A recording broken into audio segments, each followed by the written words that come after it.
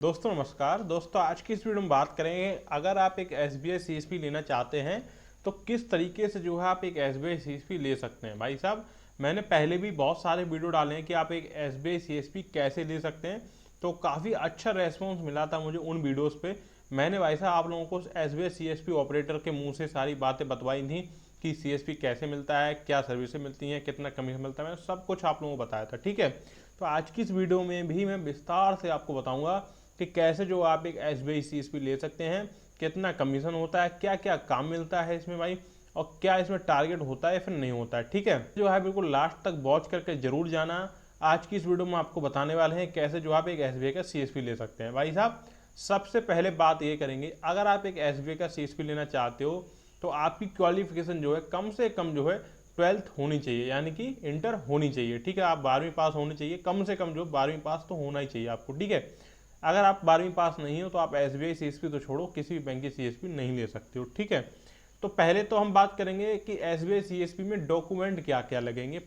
हम अगर CSP लेते हैं तो उसमें डॉक्यूमेंट क्या क्या लगेंगे और पैसे कितने लगेंगे। ठीक है, देखिए, अगर आप एक SBI CSP लेना चाहते हो तो इसमें आपको अपना आधार कार्ड, पैन कार्ड, IFBF का एग्जाम और हाई स्कूल की और 12th की मार्कशीट, पुलिस वेरिफिकेशन और एक फॉर्म मिलता है, वो फॉर्म भर के, और इसमें 2-4 कागज और लगते हैं, मैं आपको बता देता हूँ।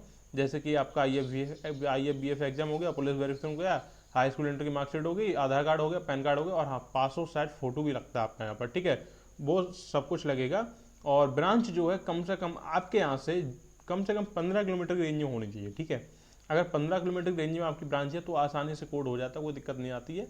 और हो सकता है 1-2 और डॉक्यूमेंट लगते हैं, वो मैं आपको बाद में बता दूंगा। नहीं तो डॉक्यूमेंट लगते हैं। ठीक है, अब बात आती है कि पैसे कितने लगते हैं। देखो भाई, निर्भर करता है कि आप किस कंपनी से अपना जो है कोड करवा रहे हैं, यानी कि किस कंपनी से आप SBI CSP ले रहे हैं। ठीक है, बहुत सारी कंपनियां हैं, जैसे ऑक्सीजन है, जियो मास्क है, संजीवनी है, फिया है।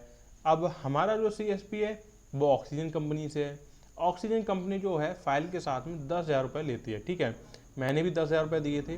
10,000 रुपये आपको देने पड़ेंगे कंपनी को फाइल के साथ में, उसके बाद ही जो आपकी फाइल यहाँ पर सबमिट होती है। ठीक है, मान लीजिए आप क्या करते हैं, पूरी एक फाइल बना के अपनी एक फाइल बना के देते हैं, आप मान लीजिए मुझे देते हैं या फिर किसी और को देते हैं या फिर अपने एरिया मैनेजर को देते हैं, तो 10,000 रुपये उसके साथ में ही आपको देने पड़ते हैं। देखो, ठीक है, तब वो फाइल कहीं आगे जाके बढ़ती है, ये बात समझिए आप।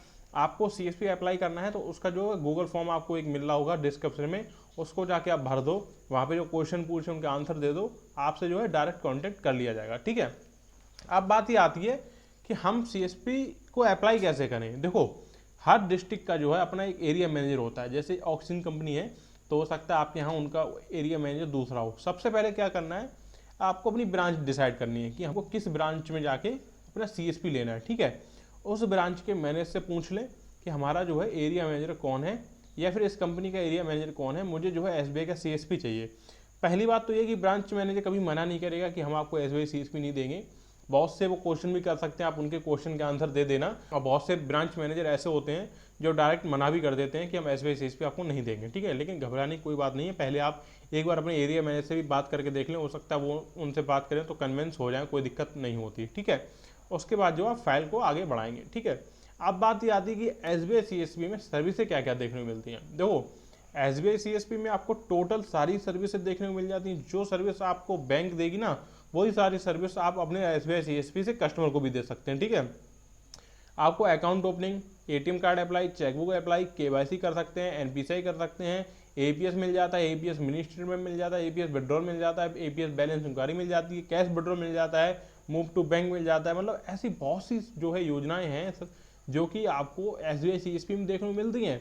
और सबसे बड़ी बात यह, आप SBI CSP से अटल पेंशन योजना, प्रधानमंत्री सुरक्षा बीमा योजना, प्रधानमंत्री जीवन ज्योति बीमा योजना भी कर सकते हैं, क्योंकि इसका टारगेट भी रहता है। ब्रांच और RBO आपको इसका टारगेट देगा कि आपको एक महीने में 50 या फिर 90 जो है SSS करने या फिर बीमा करने हैं। अगर आप इससे कम बीमा करेंगे तो आपका कमीशन वगैरह रोक लिया जाएगा। ठीक है, कुल मिला के जो है आपको बीमा भी करने पड़ेंगे। ठीक है, और बीमा करने पड़ेंगे तो उसका आपको कमीशन भी मिलेगा। अगर आप CSP से मंथ के 150 ट्रांजेक्शन करते हैं तो आपको 5,000 रुपये कमीशन मिलेगा। उससे ज़्यादा ट्रांजेक्शन करेंगे तो जो भी कमीशन आपका ऊपरी बनेगा वो आपको मिलेगा।